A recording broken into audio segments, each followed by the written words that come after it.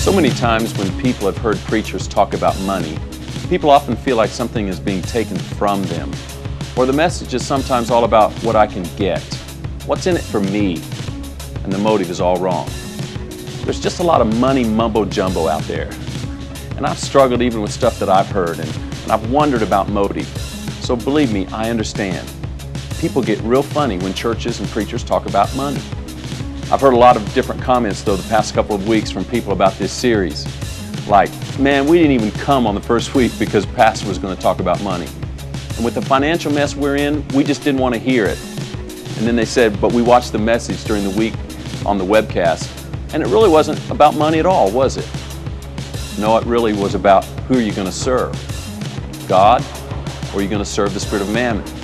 Is your trust in Wall Street, and is your trust in Congress, or can you say, in God we trust? I've also been really encouraged because this series has provoked a lot of great discussion about money and the Bible in our small groups. And that's really, really good. And the testimonies I've heard have really been cool. I mean, I had a man tell me last week that they came to the church at Chapel Hill early this year, and it was the one weekend in the spring when I talked about tithing, wouldn't you know. He said, Pastor Dave, can I be real honest with you? He said, really, I just left a little bit irritated that day. I just didn't get it. But he said, I have to tell you that after the past 2 Sundays, I got it. He said, I'm there. He had this big smile on his face. It was cool. God has even used this series, I think, to bring hard issues to the surface for people. For married couples, in fact. One wife told me that it was time for her husband and her to put God first and to bring the whole tithe. Her husband was looking at the bottom line of things, and he was saying, how can we do this? But through the message last weekend and their hearts being opened and through honest discussion with each other, they're now in agreement that it's time. It's time to trust God. It's time to put God to the test. She is so excited. I had another man tell me last Sunday evening at Leadership that his business had suffered this past year due to a bookkeeper who had mishandled the books.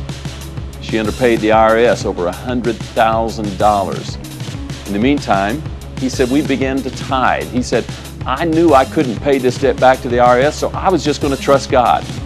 So get this, listen to what he told me. He said that he recently received communication from the IRS that the entire debt had been canceled. Over $100,000 debt canceled. Whoa, does the IRS do that? Well, obviously God does.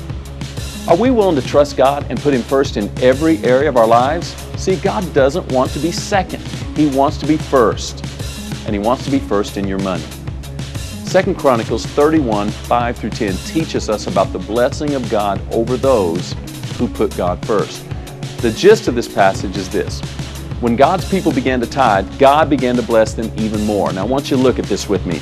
Beginning in verse 5, in the middle of verse 5 right here, it says, the Israelites generously gave the first fruits of their grain, new wine, oil, and honey, and all that the fields produced. They brought a great amount, a tithe of everything. The men of Israel and Judah who lived in the towns of Judah also brought a tithe of their herds and flocks, and a tithe of the holy things dedicated to the Lord their God, and they piled them in heaps. They began doing this in the 3rd month and finished in the 7th month. When Hezekiah and his officials came and saw the heaps, they praised the Lord and blessed His people Israel. Hezekiah asked the priests and Levites about the heaps, and Azariah, the chief priest from the family of Zadok, answered, since the people began to bring their contributions to the temple of the Lord, we have had enough to eat and plenty to spare. Enough to eat and plenty to spare, because the Lord has blessed His people, and this great amount is left over. What could God do in your life and in your family and in your church if you and me and every other Christian believer would trust God and pass this heart test? So let's recap. Week 1, serve God, not money. Week 2, God first, not second or third or fourth. Today we're talking about the test. Tests aren't easy, but when you pass them, no doubt you'll have a testimony too.